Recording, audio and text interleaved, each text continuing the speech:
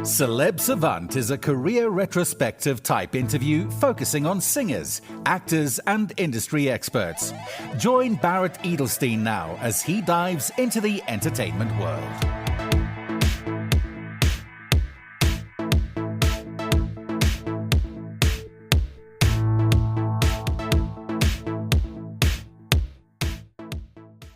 South African Matt Gardiner, a dynamic singer, songwriter, and versatile musician, brings an electrifying presence to the stage, whether performing solo or with his band. Making his debut on South African Idols in 2016, he's since shared stages with notable artists like Matthew Mole and Mikasa.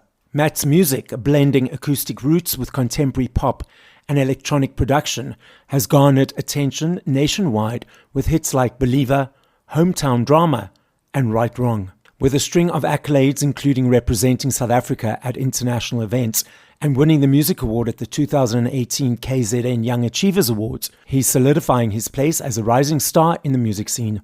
Up next on Celeb Savant, we've got Matt Gardiner. Where in the world are you and how are you doing? I am very well, thank you. Thank you so much for having me on today. I am currently in Pietermaritzburg in KZN. A nice little sleepy hollow an hour away from a fun place called Belito.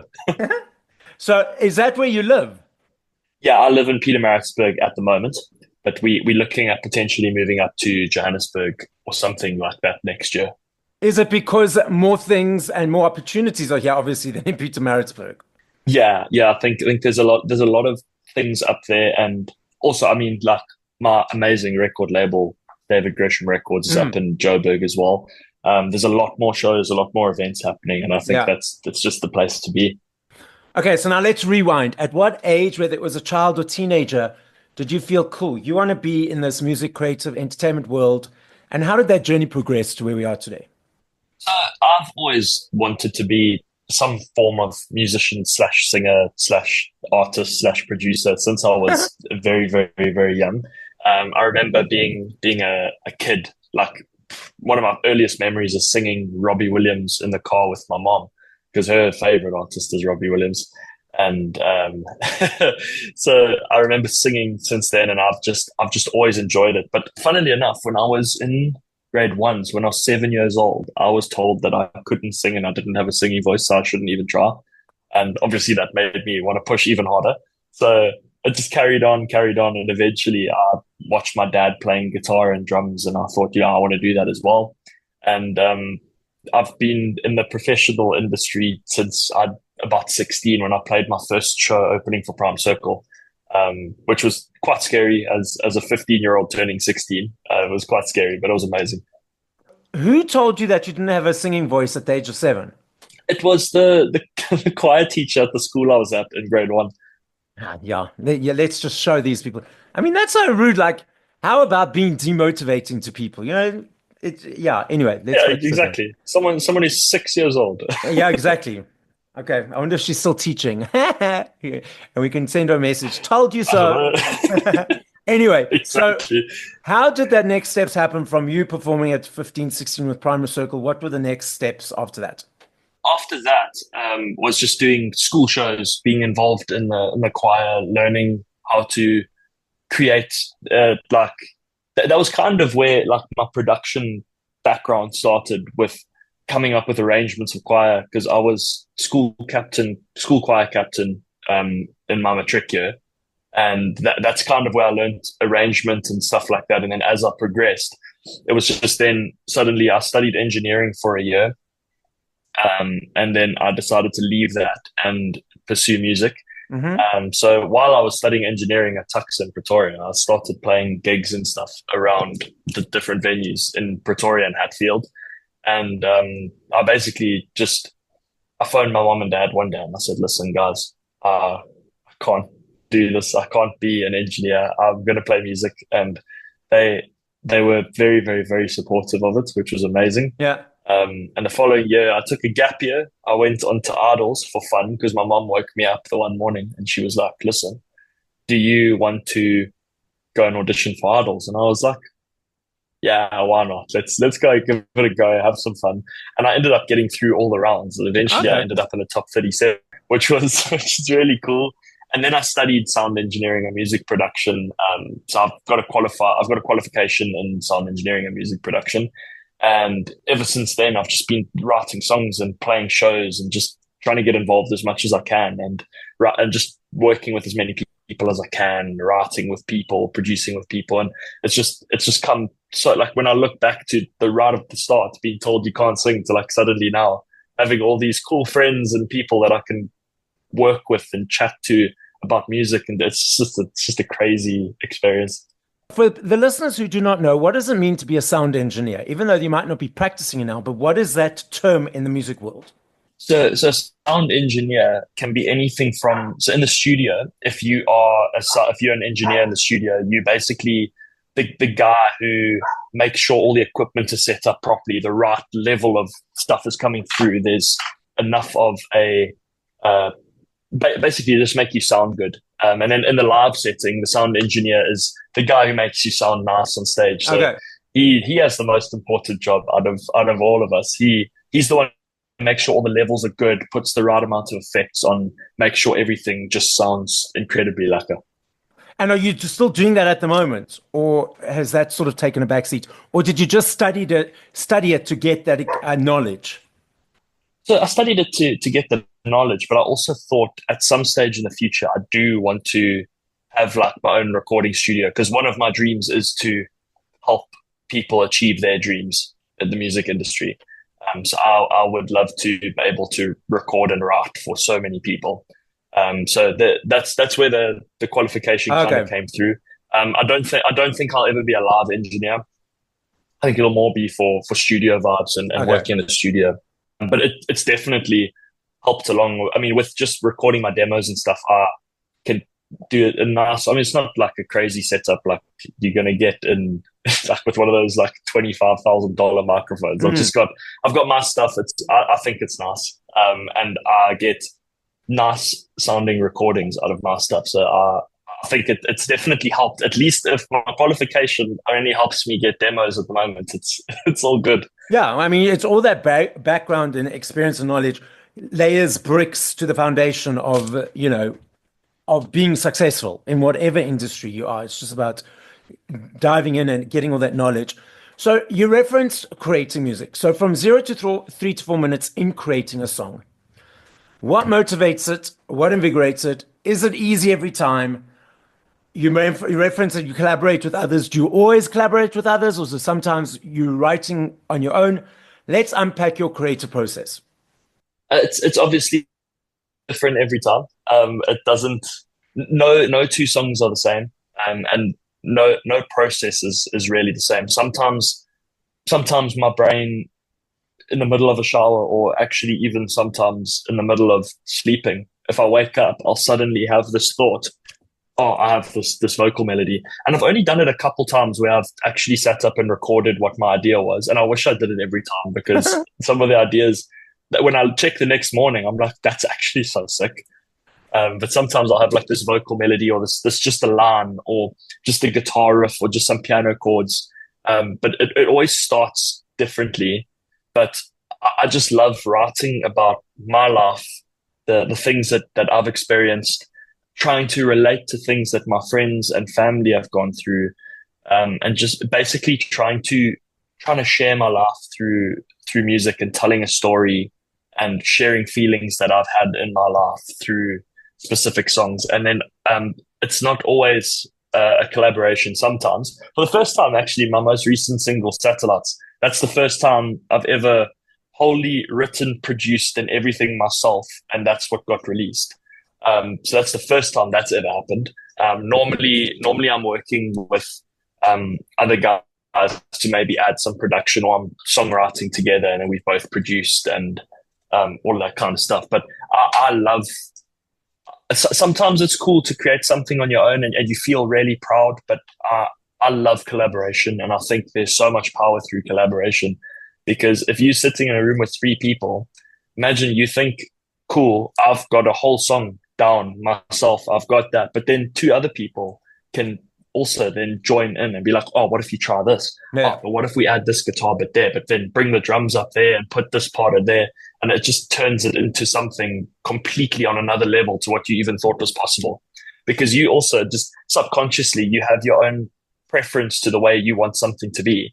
And what you want might not necessarily be what's best for the song.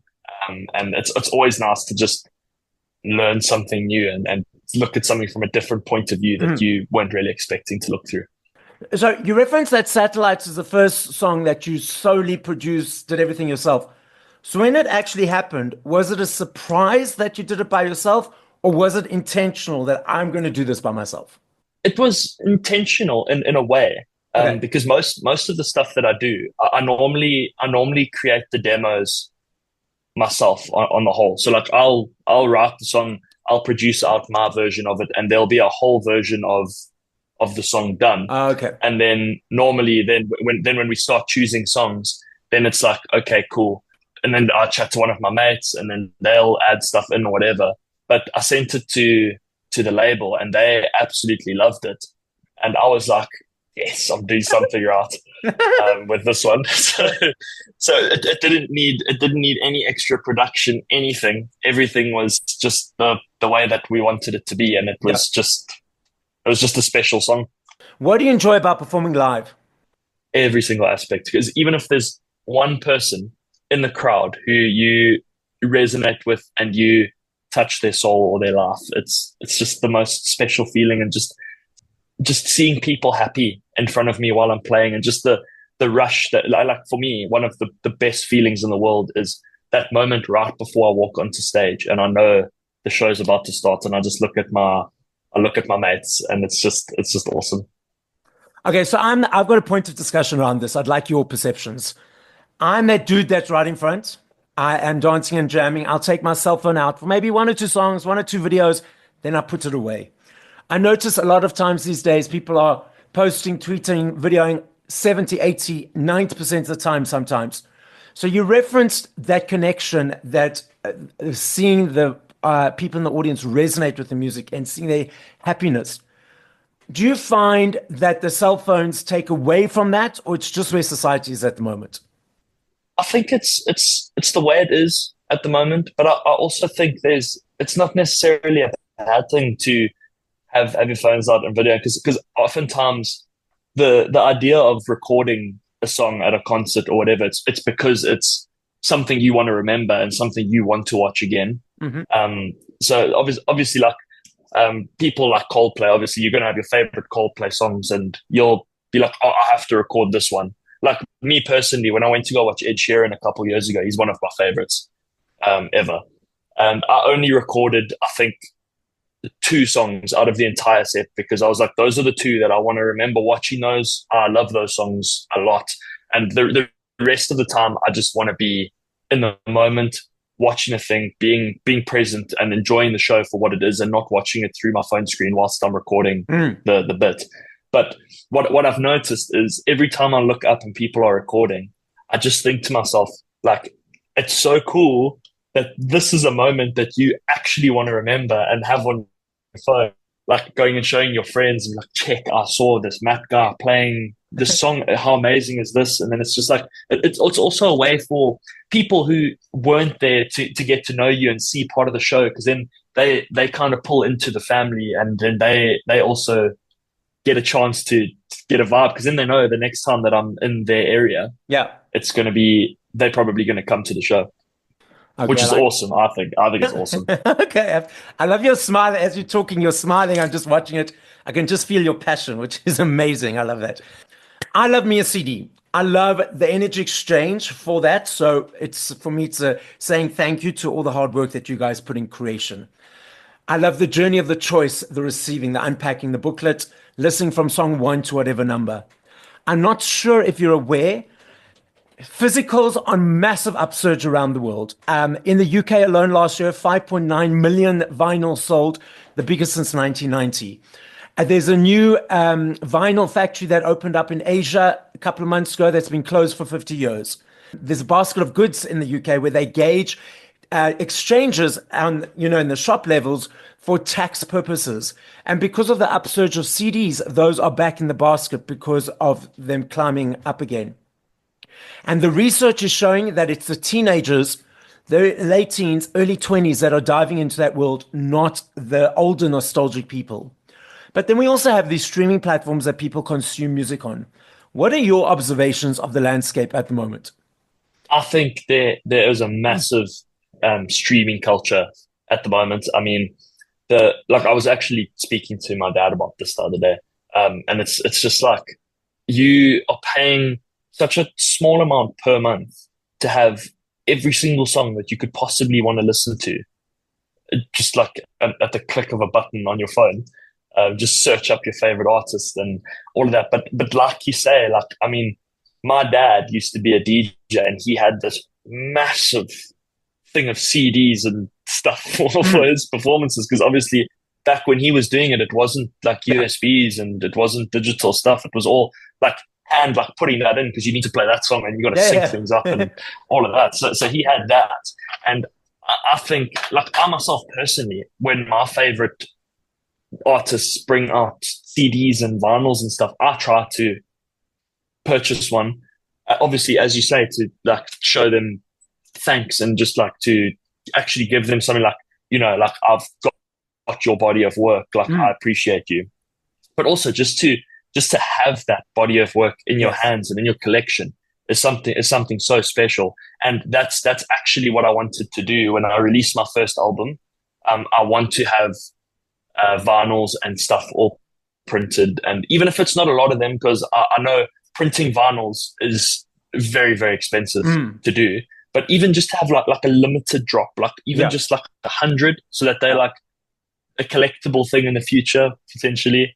But like I would love to have that, and I would love to also gift a body of work to the people who have made it possible. Like, give to my parents, and my parents have one, my fiance's parents, the guys at the record label for believing in me and pushing for me. Like, just having those there, so that those are there, and those are like just almost like a trophy for the achievement and for the work that's been put into those bodies of work. What's coming up next? So you referenced this body of work of an album. Is that coming up in the near future? What are the future plans? So the plan is to release a few singles, and then try and tie them up into a body of work, into an EP, so that we've got so it won't be a full length like 12-track album yet.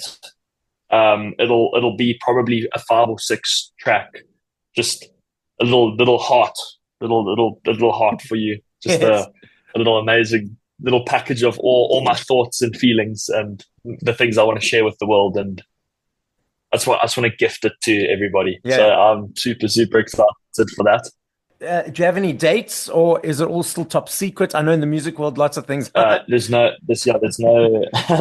definitive date yet. But I do have some ideas. The stuff that I've got in my head, the songs aren't in my head. I've actually recorded a lot of the demos, obviously. Okay. I think they sound really, really good. I think they're amazing. And I can't wait for everybody to hear them. So I love this game. I know if I had to ask you this question in 2 minutes, 5 minutes, 20 years, I know your answer will be different every time. I understand that, and I recognize that. I'm not saying a favorite. I'm saying top of mind. If you had to push play to 5 songs once we finish this conversation, what would those 5 songs be and by whom? And if you can't think of 5 songs, 5 artists. Okay, I think let's do the artists, because the songs are like, when I listen to artists, I tend to try and listen to the bodies of work, because I like to, like on a car journey, I'll listen to an album so I can hear the story they were trying to tell. Yeah. So let's go. John Bellion, love John Bellion. Let's go Ed Sheeran.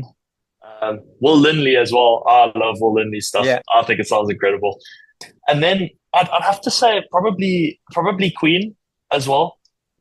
And then let's do one more artist. Have you heard of a guy called Knox? I think Knox. Knox, yeah. I think I have. Where's he from again? Just remind me. He's this young guy from the USA, and he's bringing back guitar driven pop rock, and I love it. And then along the lines of Knox is like the band Camino, and then there's also the 1975. But now I'm just listing a bunch of my favorite bands and artists. So That's And then there's also, then there's James Bay too. I absolutely love James Bay, and he is coming to South Africa next year, Yes. which is awesome. Yes, absolutely. Hoping actually to be the guy that they choose to open for him. Well, let's put that out there. Let's put that out there. Have you? Yeah, let's just throw it in the thing. Have you started discussing that? Yeah, my name's thrown in the hat. I posted a video on my Instagram that my fiance wonderfully edited for me and made me look cooler than I am. James Bay himself saw the story, so I think that's pretty sick. And I've asked a few people that I know to put me in touch with the guys at breakout events. Yes. So they know of me and my hope to open for James Bay, and now it's just a waiting game, and we just have to hope that they pick me. Well, let's not say hope. Let's say they will, and then we'll be cheering you on opening up for James Bay. They're going to pick me, and then we're going to have the best time next year at Marks Park, Emmarentia, and at Kirsten Bosch National Garden. There we go. Let's create it and manifest it. I love that. So, Matt, the podcast is listened to throughout the world. As a final message, what would you like to say? Anybody who has supported me so far, thank you so much for allowing me to live my dream and allowing me to do what I love every single day. It is the greatest honor, greatest blessing to be able to do it. And to anyone in the future who is going to join the Matt family, thank you so much. And I can't wait to create all the memories with everybody. And also, last message is just be kind and just share love.